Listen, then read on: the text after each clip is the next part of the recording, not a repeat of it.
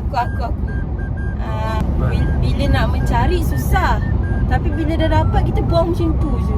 Apa aku? Pampers. Lagi? Tisu. Lagi? Siapa yang bagi? Ada yang bagi? Takkan tisu susah nak cari? Susah cari rumah kita mana tisu.